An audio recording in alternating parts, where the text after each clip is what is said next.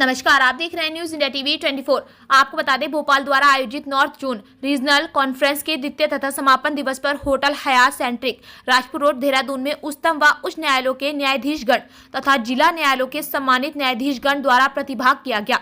न्यायमूर्ति राजेश बिंदल द्वारा ई court project के संबंध में बताया गया कि उक्त प्रोजेक्ट न्यायालयों में चरणबद्ध तरीके से आगे बढ़ रहा है तथा कई मामले जैसे ऑनलाइन ट्रैफिक चालानों का वर्चुअल कोर्ट के माध्यम से शीघ्र निपटारा किया जा रहा। न्यायमूर्ति जी द्वारा डेटा के माध्यम से बताया गया कि वर्तमान में न्यायालयों के लगभग 5.23 करोड़ आदेश निर्णय अपलोड है, जिसमें से मात्र 2.18 करोड़ आदेश निर्णय डाउनलोड किए गए हैं, जिससे दर्शित होता है कि वाद कार्यों में अभी भी जागरूकता की कमी है। इस संबंध में इंफ्रास्ट्रक्चर को बढ़ाने की जरूरत पर भी न्यायमूर्ति महोदय द्वारा प्रकाश डाला।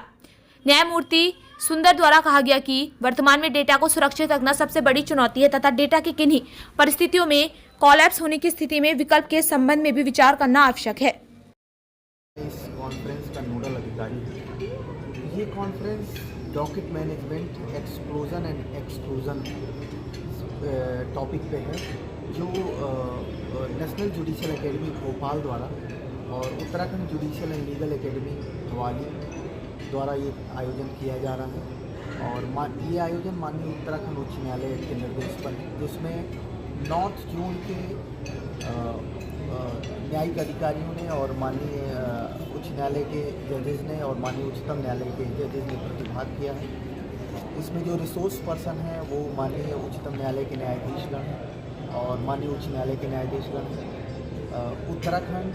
हिमाचल प्रदेश, उत्तर प्रदेश, दिल्ली, जम्मू कश्मीर और लद्दाख तथा पंजाब एंड हरियाणा हाईकोर्ट के माननीय हाईकोर्ट जजेस और न्यायिक अधिकारीगण इस कॉन्फ्रेंस का हिस्सा है। ये कॉन्फ्रेंस मुख्यतः इस बात पर केंद्रित है कि न्यायालयों में जो लगभग 3.5 करोड़ मुकदमे पेंडिंग हैं, उनको कैसे त्वरित गति से उनका निस्तारण किया जाए, क्या प्रक्रिया अपनाई जाए जिससे पुराने मामले जो लगभग 20, 30, 40 साल से लंबित मामले हैं उनका त्वरित गति से निस्तारण। क्योंकि ये कहा जाता है कि justice delayed is justice denied,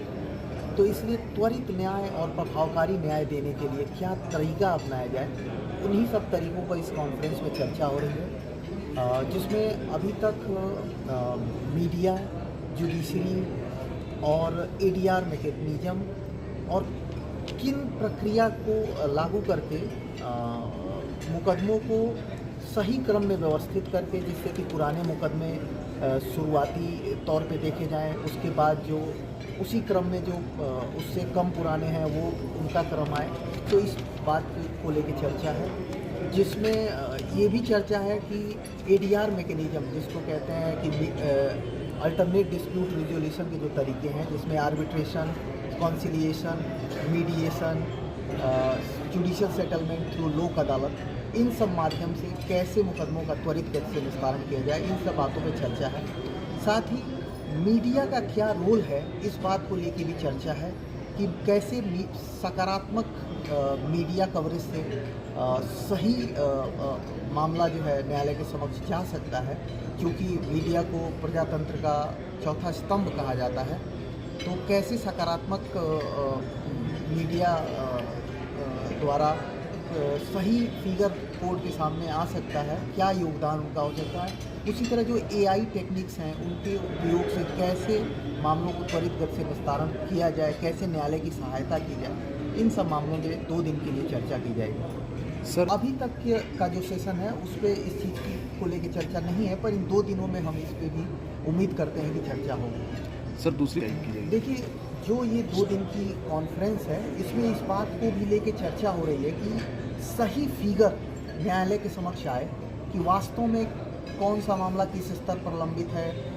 कहाँ पे हम लैग कर रहे हैं, कहाँ पे हमारी कमी है। तो ये सब चीज़ें प्रॉपर डिजिटाइजेशन की मदद से कोर्ट के सामने आ सकती हैं और उनकी मदद से फिर मामलों का त्वरित गति से और प्रभावकारी न्याय निर्णय किया जा सकता है। जजेस के शॉर्टेज बात को लेकर भी चर्चा है कि बहुत सारी